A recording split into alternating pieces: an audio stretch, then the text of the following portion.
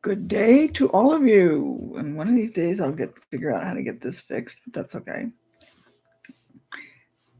I don't know. One of these days. Besides, I don't think you're watching this to see me. I think you're listening to, at least I hope you are listening to what I have to say, not what I look like. So I'm going to ignore that. Anyway, as far as the comment in the title today, when I'm thinking about forgetting about your problems or your issues, I'm not thinking about forgetting about it, as in never again think about it.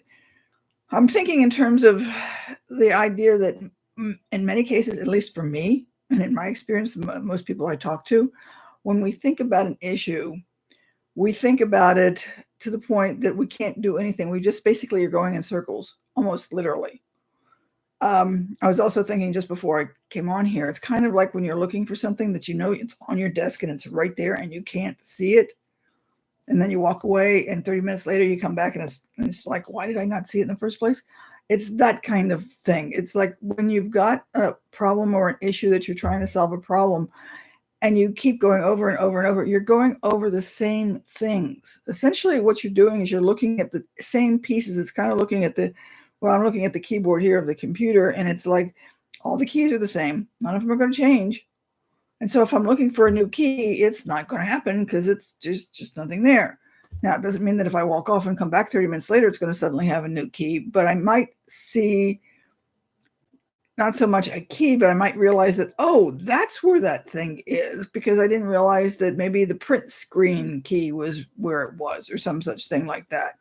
Because even though I might be staring at it and it's right there and it's been right there for weeks and months, sometimes you have to walk away to be able to see it. Now, technically, I think that people most would refer to this as far as the education and the psychology world, they think about this as incubation. I kind of look at it from the standpoint of what I refer to it as putting it on the back burner. I guess this goes way back when in ancient history, when my mother would be cooking and she'd do something like, I don't know, spaghetti sauce or something, and she'd fix it up and she'd stick it on the back burner and let it simmer for hours. This was way before crock pots, folks. But it's also, in a sense, crock pot, putting it on the crock pot doesn't quite sound, I don't know, just doesn't appeal to me. So I just say that I'm putting it on the back burner, because what I'm doing is I'm taking an issue and it's like I'm going around in circles and nothing's happening.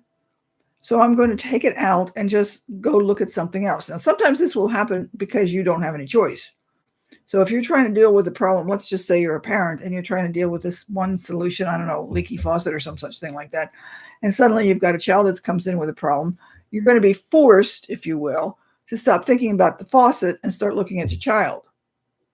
And then, something will happen and you may forget about the faucet and you'll come back later and suddenly it's like, aha, there it is. So that you're looking at the idea, because your mind,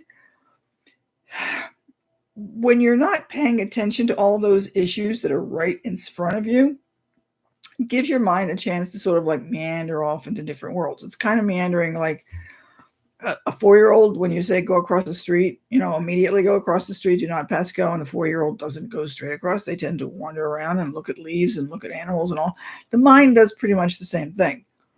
So when I gave you this little story just now about you're looking at the leaky faucet, your child comes along, that when you're looking and thinking about the faucet, and then you've got those experiences that happen to you, whatever they may be, after you leave the faucet and go look at your child, those two go into your head and you start thinking about it. And your mind starts, in a sense, I guess you could say, bouncing off of ideas from one another. And then somewhere along the line, in a little while, you're not even thinking about it. You could be watching TV, you could be brushing your teeth, you could be anything else you want to be doing, and suddenly you have a solution, or suddenly you have an idea to try out. This is a process because when your brain's not, if you will, forced to concentrate on all those things because you're so stressed out trying to make it do something, your brain has a chance to meander around and look at other options and come up with something that you wouldn't have thought about earlier because you were just looking at, in a sense, all those keys on the keyboard, so to speak. Does this make sense? I'm sure this has happened to you. You've tried to do something once and, it didn't come up, and then you went off later, and a couple of days later, or maybe in the shower, that happens to me a lot. Sometimes I have my best ideas in the shower and it's like, where did this come from? And the mind just pops those things out. Now, the thing about this is you can use this believe it or not, when you're taking tests, and we talked about tests a little while ago, I'm going to do a side kind of education lecture, so to speak, here. Let's think in terms of tests. I don't care what it is. You're going to test somebody on something. You're going to give somebody a test for some obscure reason. You're going to create it, whether it's your child or somebody else. You've got a new employee and you've got to test them to see whether or not they have the material or whatever. When you test on any particular amount of topics or material on the topic, there's only so many things you can go over and do, right? You could have a 3-inch book, or it's not 3-inch. Well, maybe it is. And you're not going to test on everything. So no way you're going to be able to do it. That would be a really long test. And you're not going to be able to cover all that material anyway. You're going to cover just relatively few things from that particular material. And those are the things that you think at that point in time that person should know. So if you're looking at, say, a beginning material, you're not going to take every single obscure little detail in that book. You're going to take things, the high points of what that person should know as a beginner, right? Got me?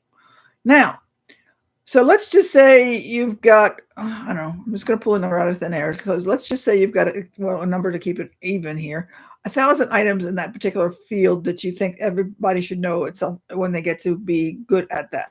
But at this moment, they only need to know 20. Okay? There's only so many ways you can ask 20 questions. Because once you ask it, what do you know about? Okay, that's nice. So they answer that. And then it's like, okay, now what? So when teachers and test makers create tests, they basically take the same material and rearrange this material. So if you've ever really paid attention to a test, you'll take a look at the fact that at some point in time, you start out with what's referred to as the STEM. The capital of New York State is, and then you fill in the blank for that.